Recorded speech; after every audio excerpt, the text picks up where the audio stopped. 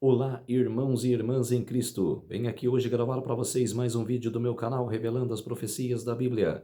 E no vídeo de hoje é a série O Grande Conflito, capítulo 33, o primeiro grande engano. Antes de eu falar sobre este assunto, eu preciso da ajuda de vocês para se inscreverem no meu canal revelando as profecias da Bíblia. Deixe seu like, ative os sininhos de notificações para receberem o meu vídeo. Compartilhe com o maior número de pessoas que vocês puderem o conteúdo do meu canal. Preciso da ajuda de vocês. Agora vamos orar para fortalecer cada vez mais a nossa fé. Querido Deus e Pai, muito obrigado por este dia do Senhor que começou hoje que começou ontem ao pôr do sol e que termina hoje ao pôr do sol. O sábado do Senhor, 24 horas de adoração e louvor. Por isso, meu Deus, fique comigo nesses minutos e segundos que o Senhor estará comigo. Faça-me de mim o seu servo para pregar esta verdade. Por isso, meu Deus, tudo isso agradeço e peço em nome do meu Salvador Jesus Cristo. Amém. Vamos lá, povo de Deus. O primeiro grande engano. No tempo mais remoto da história do homem, Satanás iniciou seus esforços para enganar nossa raça. Ele havia incitado a rebelião no céu e desejou levar os habitantes da terra a se unirem com ele com sua luta contra o governo de Deus. Adão e Eva tinham sido perfeitamente felizes em obediência à lei de Deus, e esse fato era um testemunho constante contra a afirmação que Satanás havia feito no céu, de que a lei de Deus era opressiva e contrária ao bem de suas criaturas. E além disso, a inveja de Satanás se despertou ao ver a lindíssima morada preparada para o casal sem pecado. Ele se determinou a causar sua queda para que, uma vez tendo-os separados de Deus e colocando-os sob seu poder, pudesse ganhar posse da terra a estabelecer ali seu reino em oposição ao Altíssimo. Tivesse Satanás se revelado em seu verdadeiro caráter, teria sido repelido no mesmo instante, pois Adão e Eva tinham sido prevenidos contra este perigo inimigo, mas ele trabalhou nas sombras acobertando o seu propósito, para que pudesse mais eficazmente atingir seu objetivo, empregado a serpente com o seu médio, que era então uma criatura de fascinante aparência. Ele se dirigiu a Eva dizendo: é assim que Deus disse: não comereis de toda árvore do jardim? Em Gênesis 3, capítulo 3, verso 1. Houvesse recusado entrar em discussão com o tentador, haveria estado segura, mas ela se aventurou a arrazoar com ele, caindo vítima de seus enganos. É assim que muitos são sempre vencidos. Eles duvidam e argumentam com respeito aos requerimentos de Deus, e em lugar de obedecer aos mandamentos divinos, aceitam teorias humanas as quais nada mais fazem que acobertarem os enganos de Satanás. Respondeu-lhe a mulher: do fruto das árvores do jardim podemos comer, mas do fruto da árvore que está no meio do jardim, disse Deus: dele não comereis, nem tocareis nele, para que não morrais. Então a serpente disse à mulher: aqui começou o espiritismo, ó. Que era não com as irmãs Fox no século XIX, que era em 1800 e pouco. Não. Aqui começou, neste momento começou o espiritismo. Depois eu vou explicar o porquê. É certo que não morrereis, porque Deus sabe no dia que dele comerdes, se vos abrirão os olhos, e como Deus sereis conhecedores do bem e do mal. Gênesis, capítulo 3, versos 2 a 5. Por que, Guilherme, que aqui começou o espiritismo? Como expliquei nos outros vídeos, que eu falo para as pessoas que ali começou o espiritismo. O que existe hoje no espiritismo? Existe, que era a imortalidade da alma, que fala que a alma não morre, que é uma enganação. Que quando uma pessoa que ela vai no espiritismo para conversar com aquele parente que se foi, e a médium, que ela faz todo o trabalho lá de buscar essa alma, é um demônio, que é como se diz assim, se passando pelaquela pessoa. Que o Satanás pode fazer isso. igual Paulo fala, que era em Coríntios, cara, não se engane, cara, que até Satanás vira anjo de luz. Quer dizer, cara, ali, que era um demônio, que era personificando o seu parente. Cara, não acredite. Olha o que aconteceu lá com Saul, cara, em Samuel, quando ele foi buscar, cara, foi buscar lá a alma de Samuel, que era o profeta Samuel, que ele foi lá na médium, que era a feiticeira, fez lá, cara, todo o processo e Samuel apareceu para ele, mas não era Samuel, era o demônio, cara, que estava personificando Samuel. Então, quer dizer, cara, toda a alma, cara, lá em, cara, Salomão fala, Eclesiastes fala, cara, cara, todo que morrem, cara, jaz ao esquecimento, cara, não volte mais, não volta mais. Então, quer dizer, que você tem, você está em vida, você sabe as coisas que você faz, as coisas que você faz. Mas quando morre, jaz no esquecimento, não tem mais nada. Não volte, você está debaixo da terra, não volta mais. Só se você for salvo pela graça, ele voltará na volta e retornará na volta de Cristo. Mas se você é ímpio, você vai acordar depois de 1000 anos, que os salvos estará com Jesus no céu.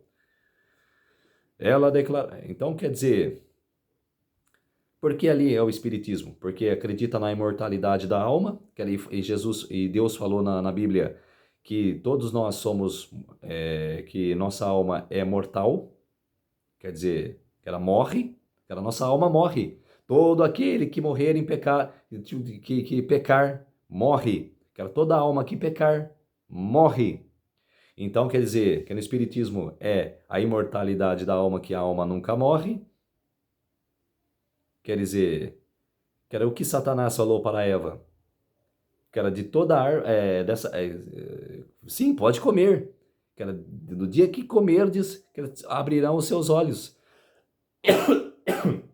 E Jesus falou para Adão, de toda árvore você pode comer, mas daquela do conhecimento do bem e do mal, não comereis, porque do dia que delas comerdes, certamente morrerás. Quer dizer, está duvidando da palavra de Deus.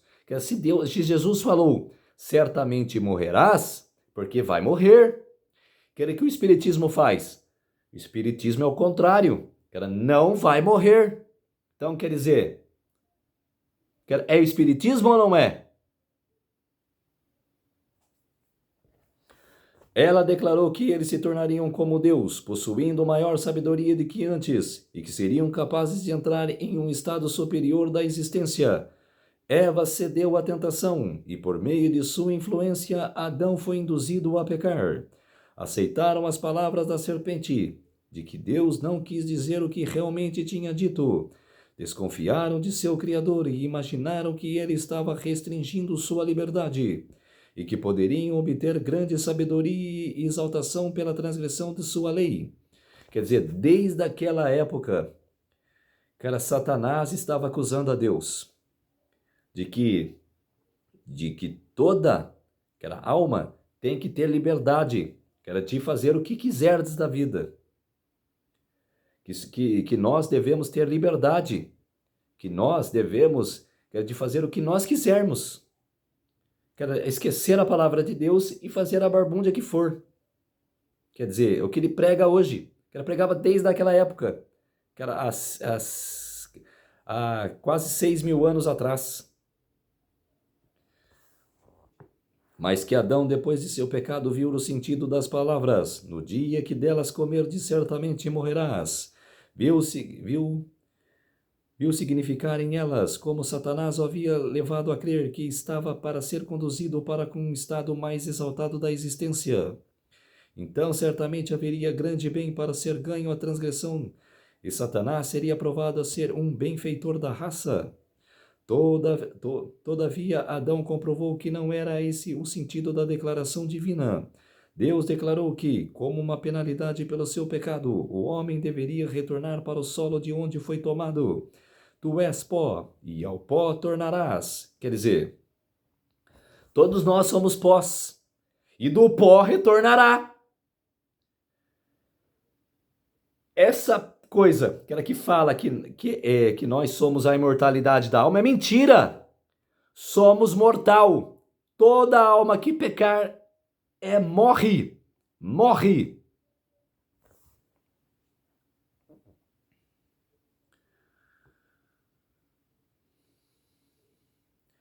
Isso está em Gênesis capítulo 3, verso 19.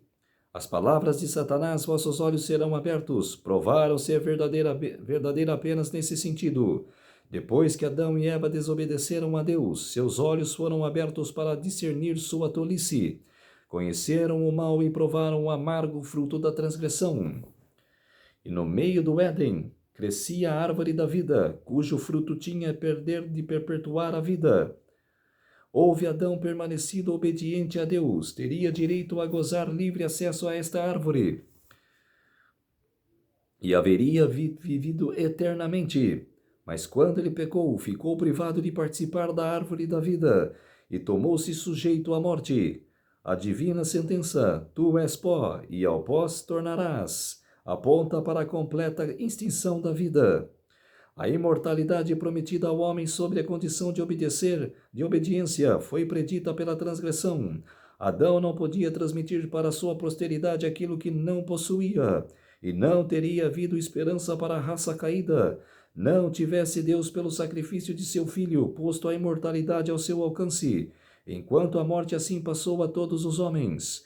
Porque todos pecaram, Cristo trouxe à luz a vida e a imortalidade pelo Evangelho.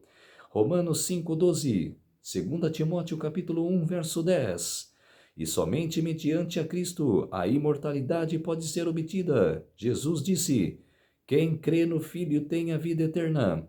O que todavia se mantém rebelde contra o Filho não verá a vida. João capítulo 3, verso 36. Todo homem pode adquirir esta bênção incomensurável, se cumprir com as condições. Todos que perseverando em fazer o bem, buscam glória e honra e imortalidade, receberão a vida eterna. Romanos capítulo 2, verso 7. O único que prometeu a Adão vida eterna na desobediência foi o grande enganador. E a declaração da serpente a Eva no Éden, certamente não morrereis, foi o primeiro sermão pregado sobre a imortalidade da alma. Quer dizer, nem precisei ler o que Ellen G. White disse, que era só você prestar atenção, cara, nos pequenos detalhes da Bíblia, que ali começou o Espiritismo, meu filho, minha filha. Compare, cara, e discerne vocês mesmos, que assim não é. E esta é a mesma declaração fundada unicamente sobre a autoridade de Satanás, a encoado dos púlpitos das cristandade, e é recebida pela maioria da humanidade tão prontamente, como foi recebida por nossos primeiros pais. A sentença divina, a alma que pecar, essa morrerá. Olha lá, que eu acabei de dizer, está em Ezequiel capítulo 18, verso 20. É dado o seguinte sentido, a alma que pecar, essa não morrerá, mas viverá eternamente.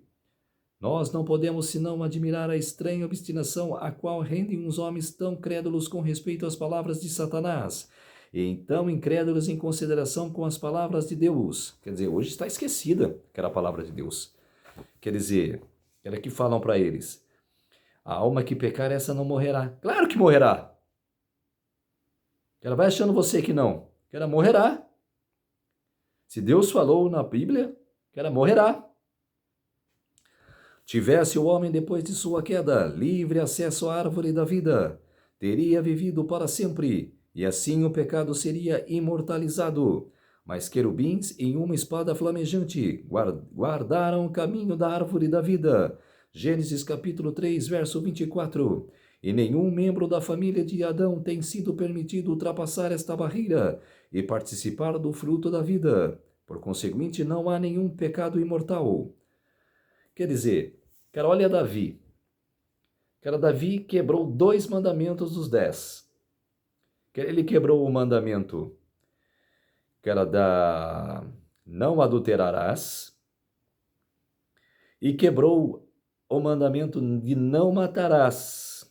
Ele quebrou esses dois mandamentos.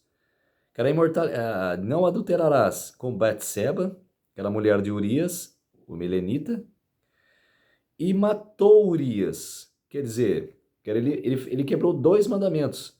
Quer dizer, se você quebrar um, você quebra os 10. Mas o que aconteceu com ele? Que ela sofreu com seus filhos. Que o profeta Natan falou: a espada nunca sairá de sua casa. Não é porque ele era um ungido de Deus que ele pode quebrar os mandamentos. Não! Ele pagou o pecado. Então, quer dizer, se fala assim para você, não, você pode pecar, que aquilo não vai dar nada para você, é mentira. Todos nós que quebram os mandamentos pagaremos os pecados. Não existe isso. Mas depois da queda, Satanás ordenou aos seus anjos que fizessem um esforço especial para incular a crença na imortalidade natural do homem. E tendo induzido as pessoas a receber este erro, deviam levá-las à conclusão de que o pecador viveria em eterna miséria. Agora o príncipe das trevas, trabalhando por meio de seus agentes, apresentam a Deus como um tirano vingativo, declarando que ele lança no inferno todos aqueles que não lhe agradam, e faz com que eles sintam para sempre os efeitos de sua ira, e que enquanto eles sofrem inexprimível angústia, retornam-se nas chamas eternas de seu Criador, olha para eles com satisfação. Assim, o arqui-inimigo reverte com seus próprios atributos o Criador e benfeitor da humanidade. A crueldade é satânica. Deus é amor, e tudo o que ele criou era puro, santo e amável, até que os pecados foi introduzido pelo primeiro grande rebelde. Satanás mesmo é um inimigo que tenta o homem para o pecado, e então o destrói se o pode. Enquanto ele assegura de sua vítima, exulta na ruína que tem causado. Se lhe fosse permitido, aprisionaria toda a raça humana na sua rede. Não fosse pela intervenção do poder divino, nem um filho ou filha de Adão escapariam. Ele está procurando vencer os homens hoje, como venceu nossos primeiros pais, estremecendo sua confiança no seu Criador e levando-os a duvidar da sabedoria de seu governo e da justiça das suas leis. Satanás e seus emissários representam a Deus como pior do que eles mesmos para justificar sua própria magnanimidade e rebelião. O grande enganador esforça-se por atribuir sua própria horrível crueldade de caráter sobre nosso Pai Celestial, para que ele mesmo pareça como o único grande prejudicado pela sua expulsão do céu. Não podendo se submeter a tão injusto governo, apresenta ao mundo a liberdade que podem gozar sobre seu terno governo, em contraste com a escravidão imposta pelos severos decretos de Deus. Assim, ele é bem-sucedido em desviar as almas de sua aliança para com Deus. Quão repugnante a todo sentimento de amor e de misericórdia, e até ao nosso sentimento de justiça, é a doutrina segundo a qual, depois de mortos os ímpios, mortos são atormentados com fogo e enxofre no inferno que arde eternamente, que pelos pecados de uma curta vida terrena devem sofrer tormentos por tanto tempo quanto vivia Deus. Ainda assim, essa doutrina tem sido amplamente ensinada no geral e encontra-se ainda incorporada em muitos dos credos da cristandade. Disse um instruído doutor de divindade: o espetáculo dos tormentos do inferno aumentará para sempre a alegria dos santos, quando virem outros seres da mesma natureza que eles e que nasceram nas mesmas circunstâncias, mergulhados em tal miséria, enquanto eles estejam em tão diferente situação, sentirão em maior grau o gozo de sua felicidade. Outros as seguintes palavras: enquanto o decreto de reprovação é eternamente executado nos objetos da ira, a fumaça de seus tormentos estará eternamente subindo à vista do que sejam objetos da misericórdia, que em lugar de compadecer daqueles exclamarão: Amém, Aleluia, adorai ao Senhor. Onde nas páginas da palavra de Deus pode semelhante ensinamento ser encontrado? Irão os remidos no céu estar destruídos de todos os ensinamentos de piedade e compaixão, e mesmo de uma leve mostra de humanidade. Porventura serão substituídos esses sentidos pela diferença do insensível ou da crueldade do bárbaro. Não, não. Então não é o ensinamento do livro de Deus. As opiniões expressadas anteriormente podem ser oriundas de homens instruídos e mesmo os honestos, mas estão enganados por sofisma de Satanás. Ele os conduz a descaracterizar expressões claras das Sagradas Escrituras, dando à linguagem o colorido da amargura e imaginalidade que pertence a ele mesmo, mas não ao Criador. Tão certo como eu vivo, diz o Senhor Deus, não tenho prazer na morte do perverso, mas em que o perverso se converta do seu caminho e viva. Convertei-vos dos vossos maus caminhos, pois que haveis de morrer, ó casa de Israel. Ezequiel capítulo 33, verso 11. O que Deus ganharia caso admitíssemos que ele se deleita em testemunhar incessantes torturas? Que ele se alega com os gemidos, gritos de dor e imprecações podem as criaturas sofredoras que ele mantém nas chamas do inferno? Podem estes horrendos sons ser música nos ouvidos do infinito amor? É alegado que a aplicação de miséria sem fim sobre os ímpios deveria mostrar o ódio de Deus ao pecado, como o mal que é ruinoso para a paz e a ordem do universo. Ó terrível blasfêmia! Como se o ódio que Deus tem pecado fosse a razão pela qual ele perpetua o pecado. Pois, de acordo com os ensinamentos desses teólogos, a tortura continuada sem esperança de misericórdia enlouquece suas desgraçadas vítimas. E ao manifestarem ele sua ira com maldições e blasfêmias, aumentam sua carga de culpa. A glória de Deus não é aumentada, perpetuando-se desta maneira o pecado através das eras incessantes. Está além do poder da mente humana estimar o mal que tem sido forjado pela heresia do tormento eterno. A religião da Bíblia cheia de amor e de bondade, e abundando em compaixão, é escurecida pela superstição e revestida com terror. Quando nós consideramos as falsas cores com que Satanás pintou o caráter de Deus, podemos admirar-nos que nosso misericordioso Criador seja descrito, temido e mesmo odiado. As chocantes ideias com respeito a Deus, as quais têm sido propagadas sobre esse mundo a partir dos ensinamentos do púlpito, têm feito milhares e milhões de céticos e de infiéis.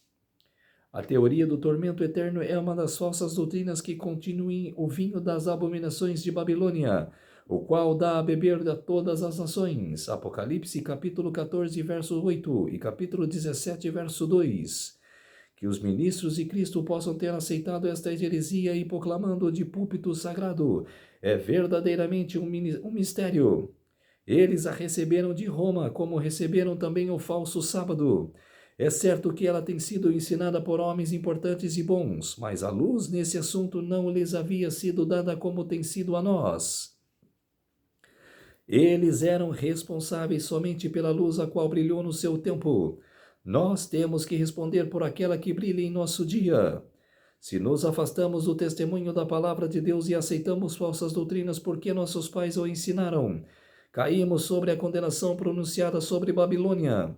Estamos bebendo do vinho de suas abominações. Uma grande classe que considera a doutrina do tormento eterno como revoltante é dirigida para o erro oposto. Veem que as Escrituras representam Deus como ser de amor e compaixão, e eles não podem crer que ele entregaria suas criaturas às chamas de um inferno queimando eternamente, mas abraçando a crença de que a alma é naturalmente imortal. Não veem alternativa senão concluir que toda a humanidade será finalmente salva. Muitos consideram as ameaças da Bíblia como destinadas tão somente a amedrontar aos homens para que obedeçam, não como devendo se cumprir literalmente. Assim, o pecador pode viver em prazeres egoístas, desconsiderando os requerimentos de Deus e ainda esperando ser finalmente recebido em seu favor. Tal doutrina, presumindo da misericórdia de Deus, mas ignorando sua justiça, agrada o coração carnal e encoraja os ímpios em sua iniquidade. Para mostrar como se crê na salvação universal, torcem o sentido das Escrituras para sustentar seus dogmas destruidores de almas. Basta citar suas próprias declarações no funeral de um jovem ateu que foi morto instantaneamente por um acidente. Um ministro universalista selecionou como seu texto a declaração da Escritura concernente a Davi. Já se tinha consolado acerca de Amon, que era morto. 2 Samuel capítulo 13, verso 39. Sou frequentemente interrogado, disse o orador, sobre o qual será a sorte daqueles que deixam o mundo em pecado, morrendo talvez em estado de embriaguez, ou que morrem com as manchas ensanguentadas do crime que não levadas de suas roupas, ou morre como este jovem morreu, nunca tendo feito profissão ou tendo obtido uma experiência de religião. Contentando-nos com as Escrituras, sua resposta envolverá o tremendo problema. Aminon era extremamente pecador. Ele era impenitente, embriagou-se enquanto bebia. Enquanto bêbado foi morto. Davi era um profeta de Deus. Deveria saber que Aminon estaria bem ou mal no mundo por vir. Quais foram as expressões do seu coração? A alma do rei Davi desejou ver a Absalão, porque estava consolado com respeito de Aminon, vendo que ele estava morto. O que devemos deduzir destas palavras? Acaso não é que os sofrimentos sem fim não formavam parte de sua crença religiosa? Assim nós o entendemos e aqui encontramos um triunfante argumento em apoio da hipótese mais agradável, mais iluminada e mais benevolente da última pureza e paz universal. Ele estava consolado, vendo que seu filho era morto. E por quê?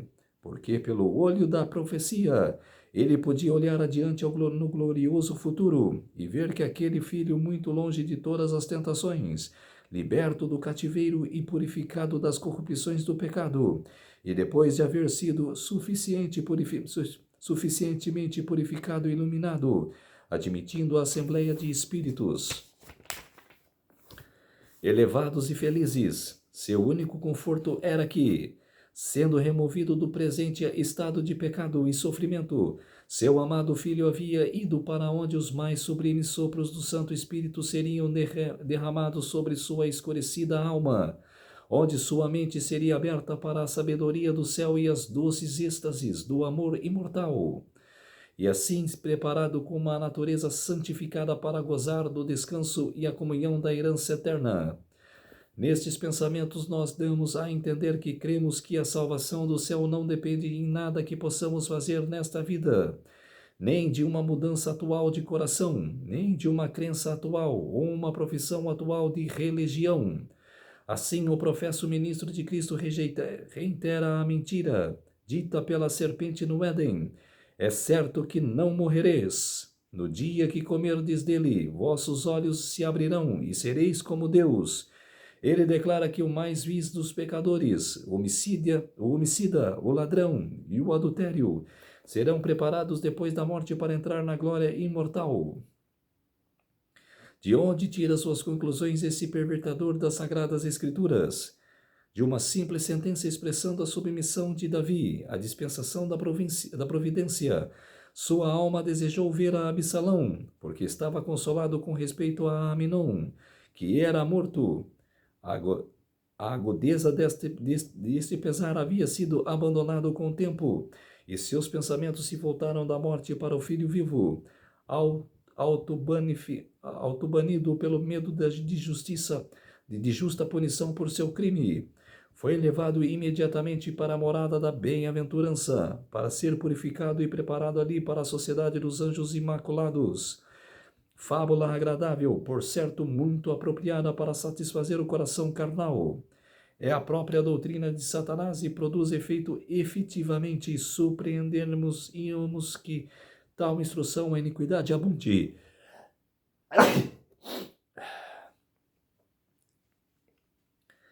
A conduta adotada por este falso mestre ilustra de muitos outros. Poucas palavras das Escrituras estão separadas do seu contexto. a quais iriam em muitos casos mostrar que significavam externamente o contrário da interpretação que lhes foi dada. Estas passagens desconexas são pervertidas e usadas na prova de doutrinas que não têm nenhum fundamento na palavra de Deus. O testemunho citado como evidência que um ébrio Aminon está no céu é uma mera inferência diretamente contradita pela clara e positiva declaração das Escrituras que nenhum bêbado herdará o reino de Deus. 1 Coríntios capítulo 6, verso 10. É assim que os duvidosos, incrédulos e céticos convertem a verdade em uma mentira, e muitos têm sido enganados por seu sofisma e embaladas para dormir no berço da segurança carnal. Se fosse verdade que as almas de todos os homens passarem diretamente para o céu na hora da morte, então bem poderíamos anelá-los ao invés da vida. Muitos têm sido conduzidos por na crença por a fim de sua existência. Quando sobrecarregarão com problemas, perplexidades e despontamentos, parece algo fácil quebrar o decaído fio da vida e lançar-se na bem-aventurança do mundo eterno. Deus deu à sua palavra evidência decisiva que ele iria punir os transgressores de sua lei, os que lisonjeariam a si mesmo, de que ele é muito misericordioso para executar justiça sobre o pecador tão somente que olhar para a cruz do Calvário. A morte do imaculado Filho de Deus testifica que o salário do pecado é a morte. Romanos capítulo 6, verso 23. Que cada violação da lei de Deus deve receber sua justa retribuição.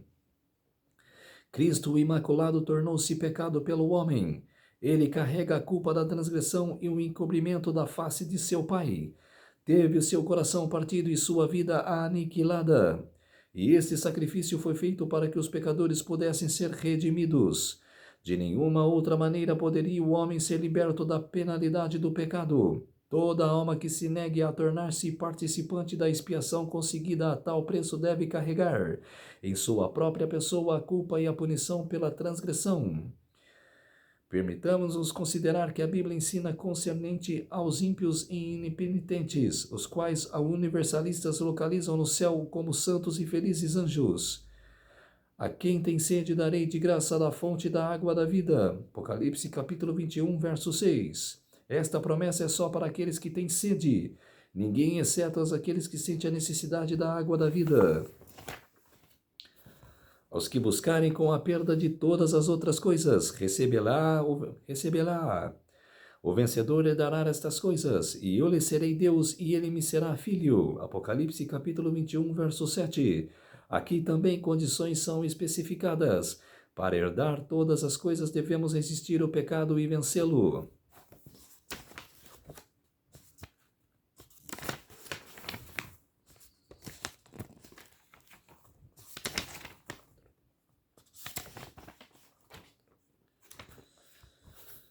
O Senhor declara pelo profeta Isaías: dizei aos justos que bem lhes irá. Ai dos ímpios, mal lhes irá, porque segundo as obras de suas mãos lhes seria pago. Isaías capítulo 3, versos 10 a 11. Ainda que o pecador faça mal com 100 vezes, diz o sábio, e os dias se lhe prolonguem. E eu sei com certeza que bem sucede aos que temem a Deus. Mas os perversos não irá bem. Eclesiastes capítulo 8, versos 12 e 13. E Paulo testifica que o pecador está entesourando para si a ira para o dia da ira da manifestação do justo juízo de Deus, o qual recompensará a cada um conforme suas obras. Tribulação e angústia sobre toda a alma de qualquer homem que o faz. Romanos capítulo 2, versos 6 e 9. Nenhum incontinente ou impuro ou avarento que é idólatra tem herança no reino de Cristo e de Deus. Efésios capítulo 5, verso 5. Segui a paz com todos e a santificação, sem a qual ninguém verá o Senhor. Hebreus capítulo 12, verso 14. Bem-aventurados aqueles que guardam seus mandamentos, para que tenha direito à árvore da vida e possam entrar na cidade através dos portais. Mas fora ficam os cães e os feiticeiros, os impuros, os homicidas, os idólatras e qualquer que ama e pratica a mentira. Apocalipse capítulo 22, versos 14 e 15. Deus deu aos homens uma declaração que de seu caráter e de seu método de tratar com o pecado. Senhor, Senhor Deus, compassivo e clemente e longânimo, e grande em misericórdia e fidelidade, que guarda a misericórdia em 1000 gerações, que perdoa a iniquidade e a transgressão e o pecado, ainda que não inocenta o culpado. Êxodo capítulo 34, versos 6 e 7. Ele destruirá a todos os ímpios. Quanto aos transgressores, serão destruídos. A descendência dos ímpios será exterminada. Salmos capítulo 145, versos 20 e 37.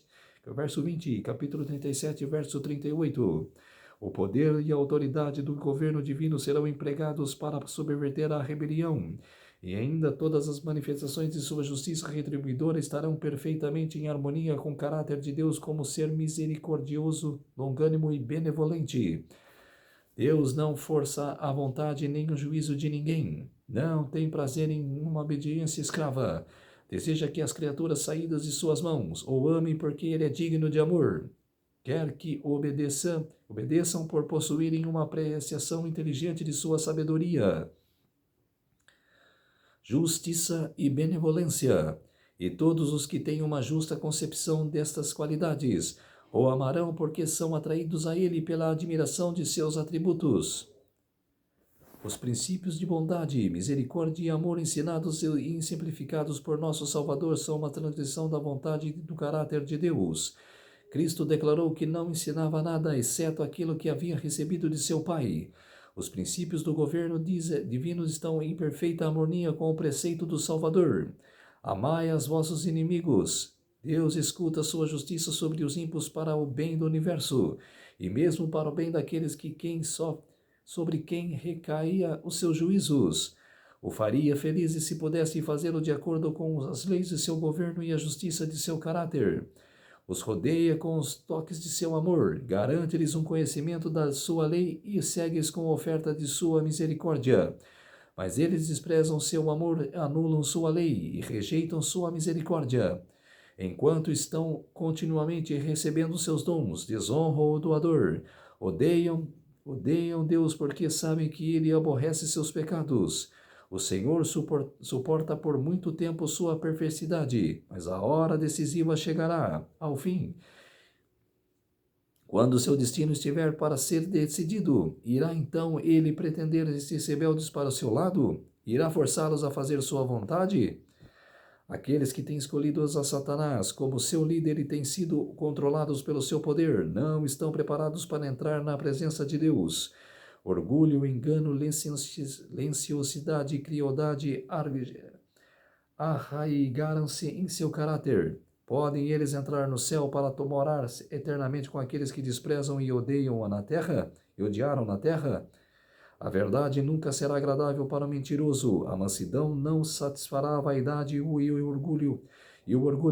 A pureza não é aceitável para o corrupto. O amor desinteressado não se parece atrativo para o egoísta. Que sorte, que alegria poderia o céu oferecer aos que estão contemplamente absorvidos nos interesses egoístas da terra? É uma pergunta. Poderiam aqueles cujas vidas têm sido gastas em sua rebelião contra Deus ser abruptamente transportados para o céu e testemunhar o alto e santo estado de perfeição que sempre existe lá? Cada alma cheia com amor, cada semblante radiante de alegria e entusiante música em acordos melodiosos, elevando-se em honra a Deus e ao Cordeiro, e os incessantes raios de luz fluindo sobre os rendimentos da face daquele que se senta sobre o trono. Poderiam aqueles cujos corações estão cheios de ódio de Deus, de verdade e santidade, mesclar-se com a multidão celestial e unir-se aos sons de louvor? Quer dizer, se essas pessoas ímpias entrassem no céu, é a mesma coisa que foi no tempo de Satanás. Ele era contrário ao poder de Deus. Então, quer dizer, ele contaminou 1/3 dos anjos, para ir com ele. Para o inferno, para a terra. Quer dizer, é a mesma coisa de entrar de novo Satanás e seus anjos. E aceitar as pessoas ímpias. Não. Anos de prova lhes foram concedidos para que pudessem formar o caráter para o céu. Mas eles nunca treinariam a mente e a amar a pureza, nunca aprenderiam a linguagem do céu e agora é demasiado tarde. Uma vida de rebelião contra Deus os inabilitou para o céu. Sua pureza, santidade e paz seriam uma tortura para eles.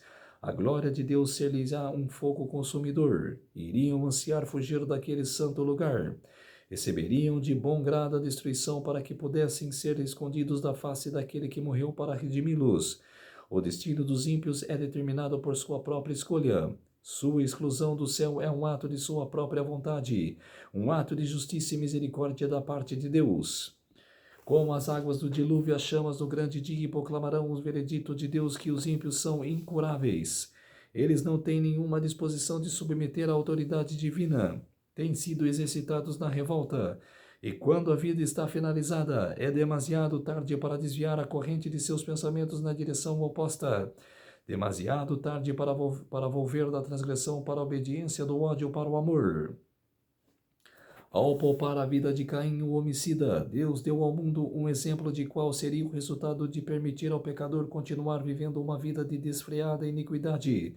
Por meio da influência do ensino e exemplo de Caim, multidões de seus descendentes foram arrastadas ao pecado até que a maldade do homem se havia multiplicado sobre a terra, e que era continuamente mal todo o desígnio de seu coração. A terra estava corrompida à vista de Deus e cheia de violência. Gênesis capítulo 6, versos 5 e 11. Em misericórdia para com o mundo, Deus varreu seus ímpios habitantes no tempo de Noé. Em misericórdia, ele destruiu corruptos habitantes de Sodoma. Por intermédio do poder enganador de Satanás, os ombreiros da iniquidade obtêm simpatia e admiração, e estão assim constantemente arrastando a outros para a rebelião. Foi assim nos dias de Caim e de Noé, no tempo de Abraão e de Ló. É que assim é em nosso tempo, é em misericórdia para com o universo que Deus irá finalmente destruir os rejeitadores de sua graça.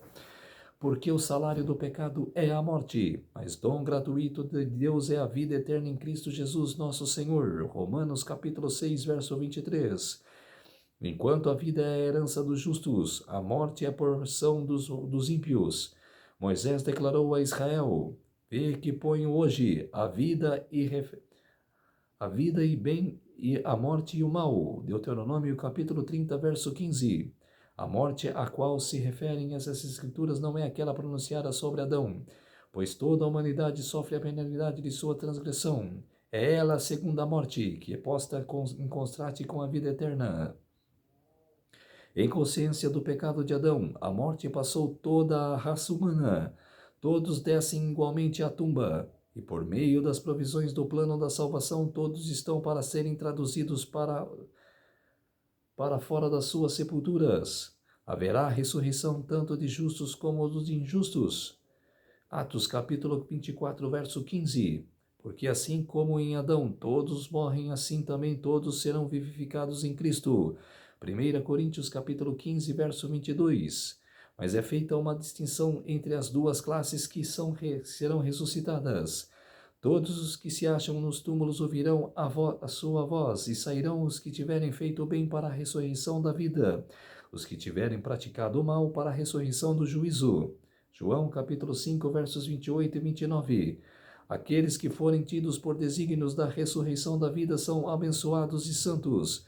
Sobre esses a segunda morte não tem poder. Apocalipse capítulo 20, verso 6.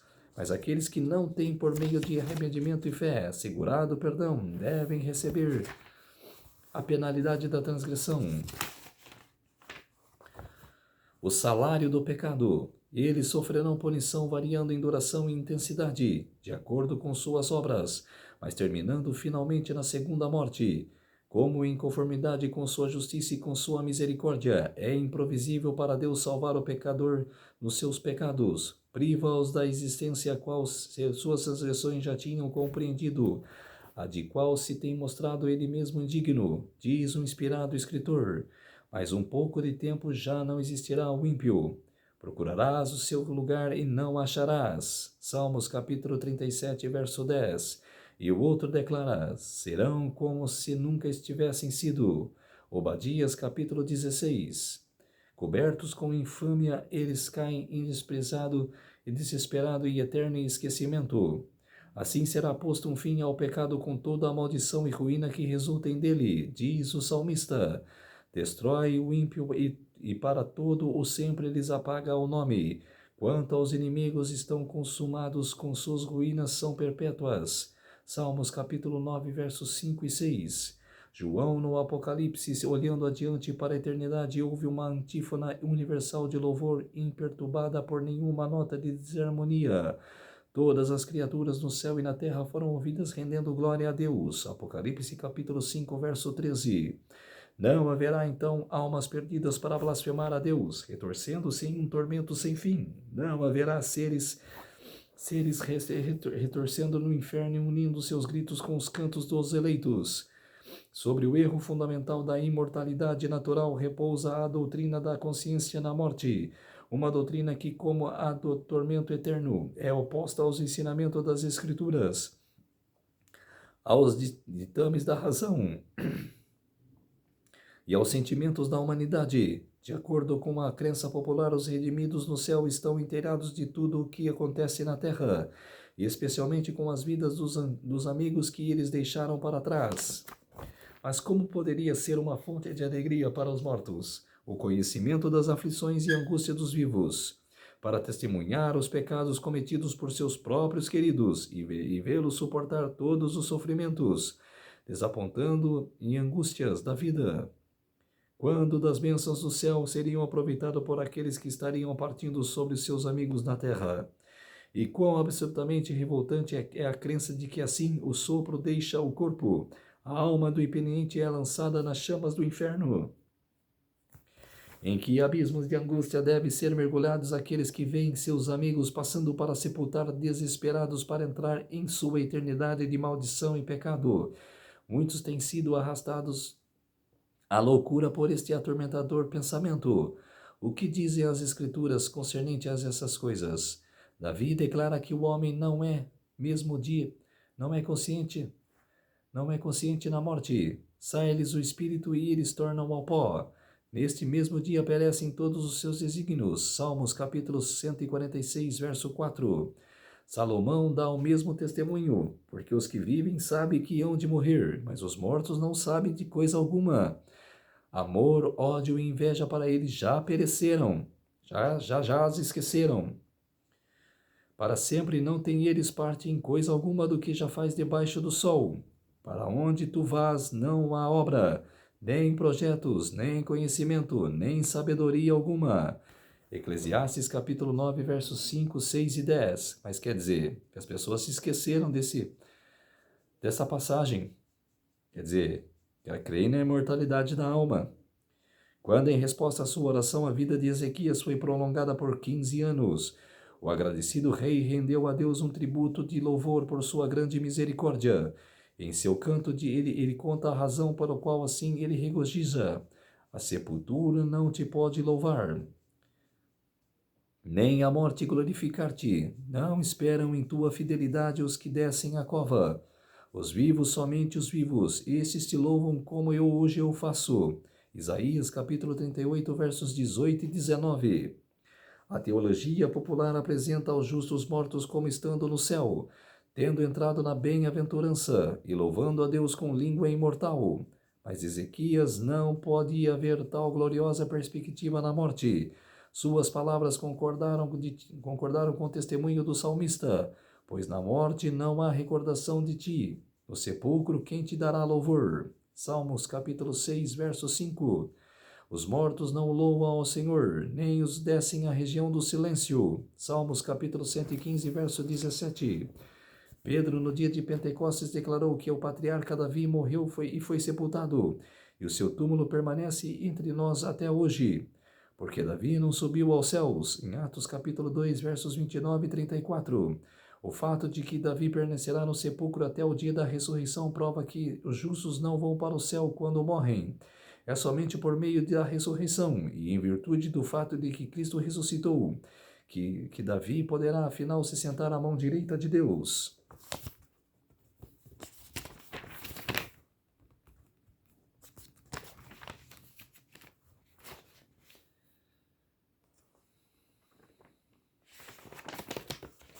E Paulo disse: porque se os mortos não ressuscitam, também Cristo não ressuscitou.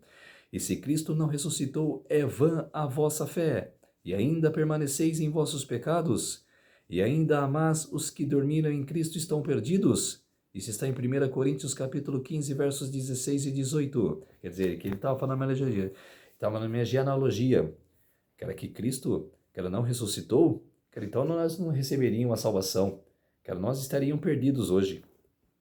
O Martin Tyndale, defendendo a doutrina de que os mortos dormem, declarou: vocês, ao colocá-las as almas falecidas no céu, inferno e purgatório, destroem o argumento no qual Cristo e Paulo provam a ressurreição. Se as almas estão no céu, diga-me, por que eles não estão em tão boas condições quanto os anjos estão? E então, que motivação haveria para a ressurreição? Quer dizer, até o historiador aqui, ó, o cara falou que as almas é mortal, que ninguém vai para o céu, que é todos debaixo do sepulcro. No livro Prefácio do Novo Testamento, edição de 1534 de Guilherme Tyndale, é um fato incontestável que a presença da bem-aventurança imortal na morte tem levado a se alastrar na negligência da doutrina bíblica da ressurreição.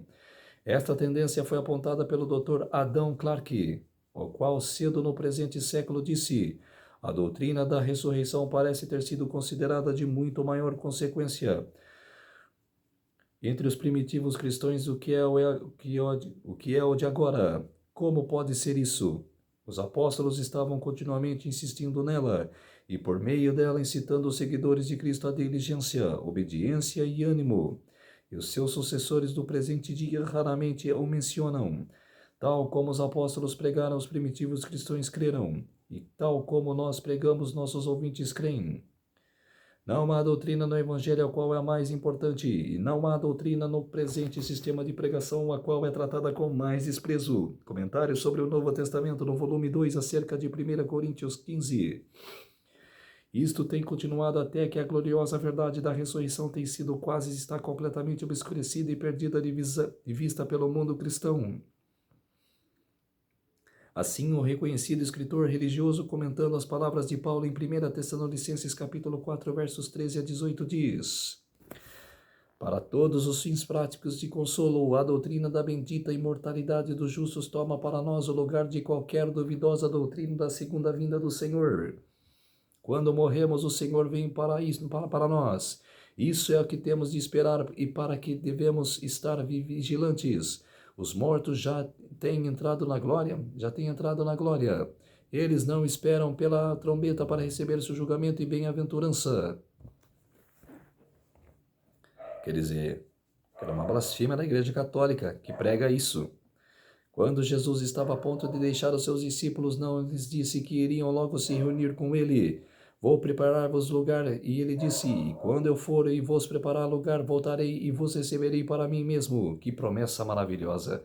João capítulo 14, versos 2 e 3.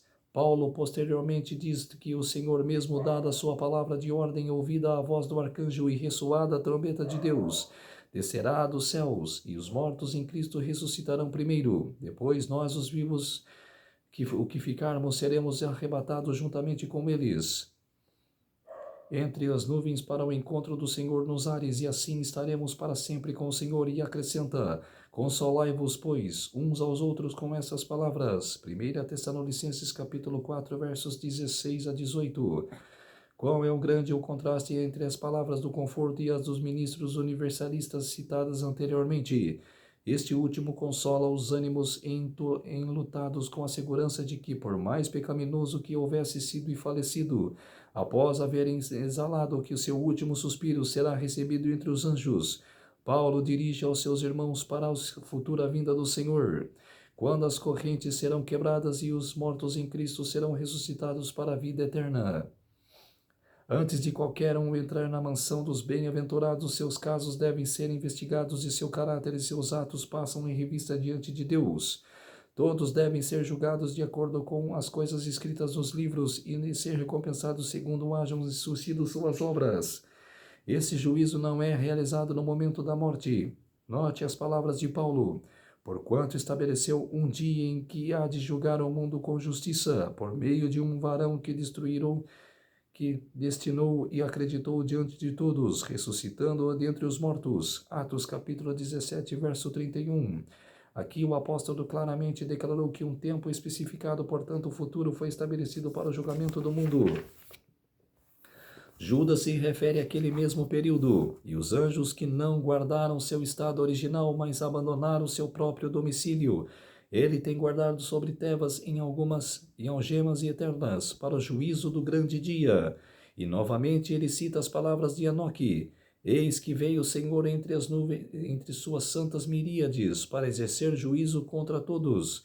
Judas capítulo 1, versos 6, 14 e 15. João declara que viu os mortos, os grandes e pequenos, postos em pé diante do trono. Então abriram-se os livros e os mortos foram julgados segundo as suas obras, conforme os que se achavam escritos nos livros. Apocalipse capítulo 20, verso 12.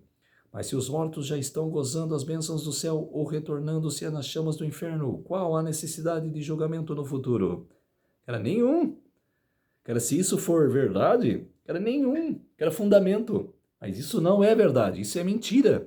Todos serão, provados na grande tribulação. Todos passarão. E todos serão julgados. Os ensinamentos da palavra de Deus com relação a esses importantes pontos não são obscuros nem contraditórios. Eles podem ser entendidos por mentes comuns, mas que a mente justa pode ver sabedoria ou justiça na teoria corrente. Irão justos após a investigação dos seus casos no julgamento, recebem a decoração, condecoração. Muito bem, servo bom e fiel, entra no gozo de teu Senhor. Mateus capítulo 25, verso 21. Quando já estarão habitando com ele em sua presença, talvez por longas eras, serão os ímpios chamados no lugar de tormento para receber a ascendência do juiz de toda a terra. Apartai-vos de mim, malditos, ao fogo do inferno. Mateus capítulo 25, verso 41. Ó cerimoniosa zombaria, vergonhosa ofensa à sabedoria e justiça de Deus. A teoria da imortalidade da alma foi uma daquelas falsas doutrinas que Roma, emprestando do paganismo, incorporou na religião do cristianismo. Martim Lutero a classificou entre as imensuráveis fábulas dos vis decretos romanos. O problema da imortalidade, o livro, O Problema da Imortalidade, de Epitavel. Comentando as palavras de Salomão em Eclesiastes que os mortos não sabem de nada, o reformador disse: outra prova que os mortos são insensíveis. Salomão pensa, portanto, que os mortos estão em geral domínio e nada pensam. Eles descansam não contando dias ou anos, mas quando acordados parecem-lhes como se tivessem dormido quase que um momento. No livro Exposição do livro de Salomão, chamado Eclesiastes de Lutero. Em nenhuma passagem das Santas Escrituras é encontrada a declaração que os justos vão para a sua recompensa ou os ímpios para o seu castigo no momento da morte. Os patriarcas e os profetas não deixaram tal segurança. Cristo e seus apóstolos não fizeram a menor menção a isto. A Bíblia ensina claramente que os mortos não vão imediatamente para o céu. Eles são representados como estando dormindo até o dia da ressurreição. Em 1 Tessalonicenses capítulo 4, verso 14 e Jó capítulo 14, versos 10 a 12. O mesmo dia em que o fio de prata é rompido e despedaçado o corpo de ouro. Eclesiastes capítulo 12, verso 6. Perecem os pensamentos dos homens. Os que descem à tumba estão em silêncio. Nada sabem do que se faz debaixo do sol. Jó capítulo 14, verso 21. Bendito descanso para os justos cansados. O tempo, seja ele longo ou curto, é nada mais que um momento para eles. Eles dormem e são acordados pela trombeta de Deus para uma gloriosa imortalidade. A trombeta soará, os mortos ressuscitarão incorruptíveis. E quando este corpo corruptível se revestir da incorruptibilidade e o qual é mortal se revestir da imortalidade, então se cumprirá a palavra que está escrita: tragada foi a morte pela vitória. 1 Coríntios capítulo 15, versos 52 e 54. No momento em que forem despertados de seu profundo sono, Retornarão o curso de seus pensamentos justamente onde foi interrompido. A última sensação foi a angústia da morte. O último pensamento era de que estavam caindo sobre o poder da sepultura. Quando se levantaram da tumba, seu primeiro alegre pensamento será encoado em clamor triunfal. Onde está, ó morte, a tua vitória? Onde está, ó morte, o teu aguilhão? 1 Coríntios capítulo 15, verso 55. Então, povo de Deus, esse foi o capítulo 1, o grande engano, capítulo 33 do grande conflito. Vamos orar para fortalecer a nossa fé. Querido Deus e Pai, muito obrigado por essas horas, minutos e segundos que o Senhor esteve comigo. Fez-me de mim o seu servo, para que possa pregar esse grande engano que Satanás pregou na terra e que devemos ir para a palavra de Deus, a palavra sua, meu Deus. Por isso, meu Deus, muito obrigado. Tudo isso agradeço e peço em nome do meu Salvador Jesus Cristo. Amém. Então, povo de Deus, se inscreva no meu canal Revelando as Profecias da Bíblia. Ative os sininhos de notificações para receberem o meu vídeo. Compartilhe com o maior número de pessoas que vocês puderem o conteúdo do meu canal. Preciso da ajuda de vocês. Um feliz sábado a todos e até o próximo vídeo. Tchau!